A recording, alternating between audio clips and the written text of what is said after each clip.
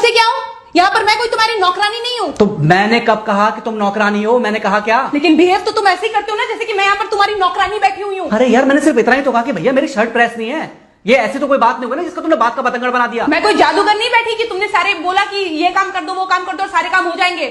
मैंने कब कहा कि तुम जादूगर हो? मैंने ऐसा कहा? बोलने की जरूरत नहीं होती है ना, तुम्हारी हरकतें बता देती हैं। अनु ये कर दो, अनु वो कर दो, मेरा खाना बना क्या, मेरे कपड़े हुए क्या। अरे मैं कोई रोबोट नहीं हूँ। ऐसा है, मेरा दिमाग खराब करने की जरूरत नहीं, मुझे अभी ऑफिस जाना है। ठीक है, शांति से ऑफिस जाना चाहता हूँ। हाँ, तुम शांति से ऑफिस जाओ, घर का माहौल अशांत करके तुम शांति से ऑफिस जाओ और मेरा मूड कैसा भी रहे। अरे तू पागल वागल हो गई है क्या? हाँ, तब से बोले जा रही तेरे को समझ में नहीं आ रहा। मुझे ऑफिस जाना, शांति से जाना चाहता हूँ। चुप नहीं हो सकती तू? कैसे चढ़ के आ रहे हो ना मेरे ऊपर तुम। मारोगे मुझे? तुम मारोगे? मारो ना, मारो मुझे। तो मेरे को ना बेफजूल प्रोवोक करने की कोशिश मत कर, मेरा हाथ उठ जाएगा तुझ पर। हाथ क्यों उठ जाएगा? तुम्हारा हाथ तो उठ गया। मारो मुझे, मारो मुझे, मारो।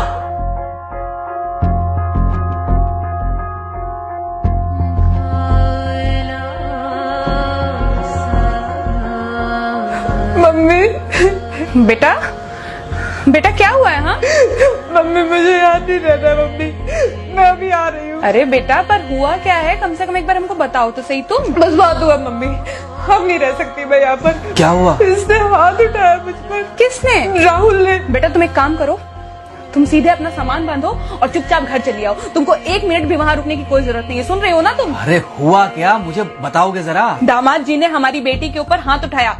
कल को तो वो मेरी बेटी को जान से मार डालेगा। अरे 1 मिनट रुको यार, तुम मुझे फोन दो जरा।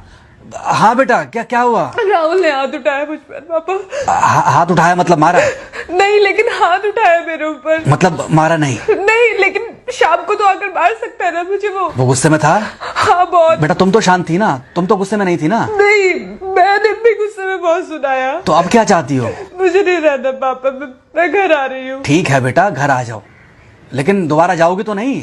नहीं। हाँ तो बेटा आ जाओ, तुम्हारा तलाक करवा देते हैं उससे। लेकिन तुम श्योर हो ना कि दोबारा जिससे शादी होगी वो तुम पर गुस्सा नहीं करेगा और तुम उससे गुस्सा नहीं करोगी, तुम दोनों के बीच में झगड़े नहीं होंगे? अगर तुम श्योर हो तो आ जाओ, और अगर श्योर नहीं हो तो फिर वहाँ रहो, उससे बात करो जब वो आएगा।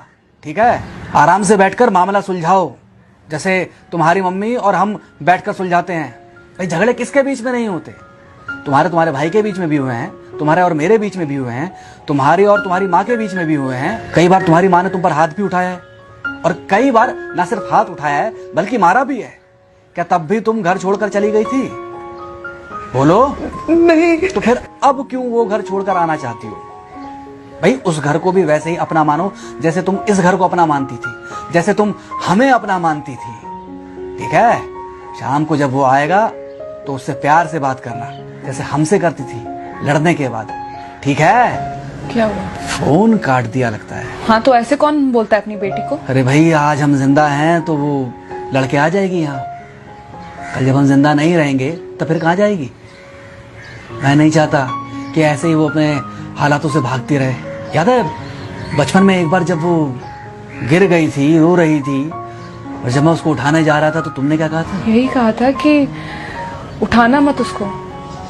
अगर आज तुमने उठा दिया उसे तो वो हर बार गिरने के बाद रोएगी और ये इंतजार करेगी कि कब तुम आकर उसे उठाओगे। फिर क्या हुआ था? फिर क्या हुआ था? फिर थोड़ी देर बाद रोने के बाद जब उसे लगा कि तुम नहीं आओगे तो वो खुद ब खुद उठ गई थी। क्या उसके बाद जिंदगी में जब वो दोबारा गिरी, रोई, उसने मेरे आने का इंतजार किया? नहीं किया, बल्कि हर बार खुद ब खुद उठ जाती थी। हाँ तो बस जो तुमने उसके बचपने में किया आज वही मैं कर रहा हूँ। आज जल्दी आ गए ऑफिस से?